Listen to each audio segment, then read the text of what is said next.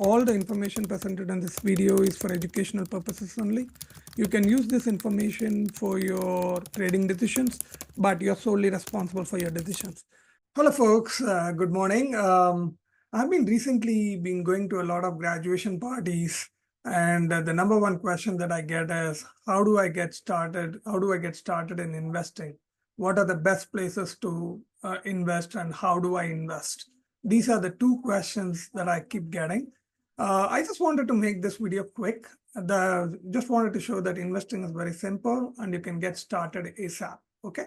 So for the newcomer, I would highly recommend to have very limited portfolio.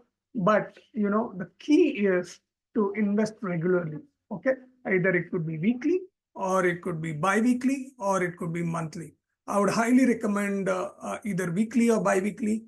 But if you're a little bit cash crunch, then you can go for monthly. And today, a lot of brokers allow you to invest even to buy fractional shares, which is very good because you don't have to worry about buying the whole shares. Okay.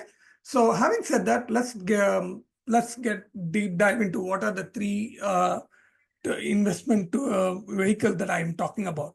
The first one is, first of all, I would talk about, if you are a new beginner, I would want you to invest in SPY. SPY, what is SPY? SPY is nothing but an ETF that tracks or the top 500 companies based on the market capitalization in US. Okay. So basically that covers about 80% of the companies. Okay. So if you're talking about, then if you look at the performance of SPY over the past, let's take for the ballpark, let's take from 2010. So in 2009, we closed at 111.44, and today we are at 536 as we speak. So this has gone up like 5x, right? And to just imagine if you had bought this money over investing every week or bi-weekly, you would have accumulated a significant amount of money. I'm not talking about big amount of money. Even if you had put $25, let's say even that $25, if you had put in, that would have become 125. So, but if you have been investing over a period of time, and with the compounding, which is the seventh wonder of the world, you would have made tons of money there. So SPY is definitely a good starting good one to invest. Now, there are multiple ways to invest in SPY. The SPY by itself has an expense ratio. When I say expense ratio, these are passively managed funds, but they still have an expense ratio of around 0.09. That means 9 cents for every dollar, something like that. If you are looking for much more cheaper, the best place to go for is Vanguard. Vanguard VOO. They have around 0.03, I believe. I might be getting these figures wrong, but you can check it out. Vanguard has the lowest expense ratio among all the ETFs.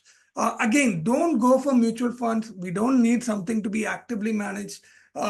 Just don't get carried away by that hype. Just stick to passively managed ETFs. That's good enough. Because not very often the companies get added to these indexes. Okay. So these indexes are like passively managed, and these are good enough. And the other thing which I wanted to talk about, if you're looking for even international exposure of the top 500 companies, then there's another one by Vanguard called as Vanguard Total Stock Market Index, which is called VTI. That one also is good, but they have been predominantly lagging behind the VOO or the SPY. Okay, it is up to you whether you want to invest in SPY, which is totally US based, or you want to have a global exposure. It's fine. Either one of it is fine. But the key is to get started as soon as possible, right? So definitely that is the key, folks. The sooner you start, the compounding interest starts working for you, and you will be accumulating a lot of money on that. The second one which I wanted to talk to you about is QQQ. which is the Invesco's QQQ trust. The Invesco has this. This tracks this is like a growth fund. So the first one is like a large cap fund. The second one is the growth fund, where the actual growth. For your information, this covers both international as well as the domestic funds. That means the US based funds. So this is another one which I would highly recommend because this is where you have the tremendous growth. So if you look at your portfolio, you're looking at a place where you can get some stability, that is through the SPY, which are only investing in big companies. And then you're looking at Invesco QQQ, which will have your growth, like all these companies like NVIDIA, then like all the chip stocks. So you talk about the NVIDIA, then you're talking about Lam Research. All these companies fall under the QQQ, so they will be tracked under this one. And that's what you want to have, right? So this tracks the top 100 companies, okay, in that one. So in that way, you're not taking too much risk, but you're also at the same time getting exposure to the growth stocks, okay? That's why I would highly recommend. Now let's look at the performance of this QQQ from 2010. So 2009, they closed at 45.75, and now it is at 465. So that means they have made around 10x. So it's almost double the sort of SPY, but definitely you want to have this exposure. I mean, I'm not saying that this is greater than that of NVIDIA by itself, but this is a good place to start when you're not very much aware of where to invest and where to park your money.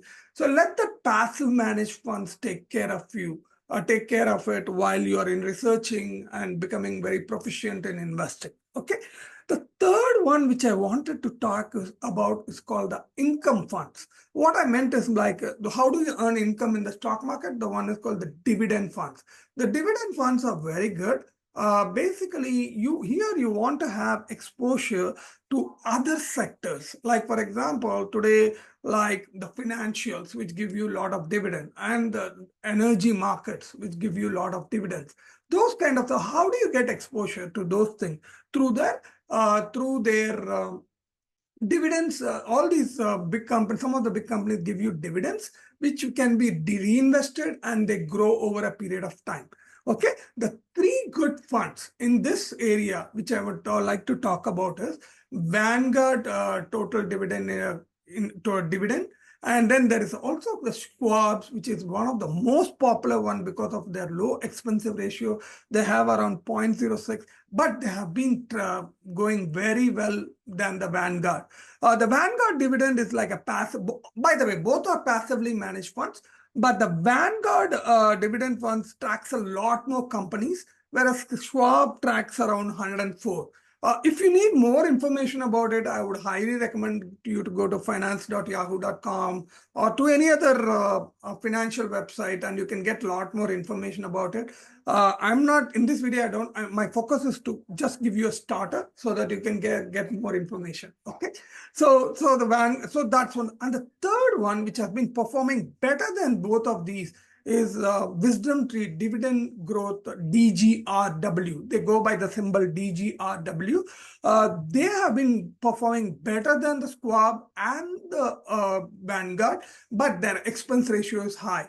So you can pick and choose which one you want, but definitely you want to get exposure into an income fund, which tracks also the energy sector and the other financial sectors and all those kind of things, so that you can get the income side. Now, the next question that comes about, how much should I invest? Let's keep it very simple, folks. As a starter, you can do it like 33% on each one of them, right? So definitely you don't want to give a weightage to each one of them, but you want to be equally invested in all the three. But the key here is, again, I repeat, the key here is how often you are investing in this for. There will be ups and downs, but if you look at these funds, they have been growing up and up and up. So though you might have some short in the past 15 years, like, from 2010 to 2024, the QQQ has gone down only 1 year. That's incredible, but that's not going to happen every time. You will have ups and downs, but they have given an average return of, like you have seen it, it has gone 5x, and they've been giving an average return of at least 10%. Similarly, when I talk about the dividend funds, the one which I was talking about is VIG. VIG, is that the, yeah, Vanguard Dividend Appreciation. Look at this, folks. This has also been from 2009. They have been at, oh, by the way, when you choose the dividend funds, you want to choose a dividend fund that doesn't just get you yields, but also gets price appreciation, and they also increase the dividend. That's what these funds do. They have that dividend investing strategy. The top three dividend invest, they look at the companies that not only give you a good yield, but also they increase the dividend over a period of time, like every year. Like that's what these funds do. So you don't have to do a lot of research. The funds also do. They have already taken care of that. So that's what I want to say. So the average return in this one for Schwab is around 3.36%, the income. But again, there is a price appreciation also. Look at this. On 2009, they finished it at 46.86. And you also have this going about 181. So it has gone like around 4x. But you have to understand the dividend is around 3.36% that gets reinvested into your fund. So that adds a little bit component. So it will come to around 5x. So that's what I'm saying. So this is a good thing to have. And again, the same thing with SCHD, which is the symbol for Schwab's US dividend. So, but they have not been that long. They only started in 2011. But as I told you again, their expense ratio is only 0.06. So they have been also been going steadily up. They started out at 2011 at $26.18, and today they are at $82.47, the high, or $80. So that's around also again around 3 to 4x, 3x. So 3x, and again their dividend reinvested, that would add more. And the DGRW, which is the third one which I was talking about, they also have basically 20. They started at around 2786. Their latest, like they started only in 2013, and you're seeing the yearly chart, folks. Basically, I'm not doing anything different. So the 2013 they have 2786, and now they are at 77. So they are also around 3x. So basically, all these dividend funds have been around 3x, but with the dividend reinvested, that could come around 4x. So basically, you're having a significant, but again, we are not talking about from 2010. So we are like talking from 2013. So definitely they might also get to 5x. Okay.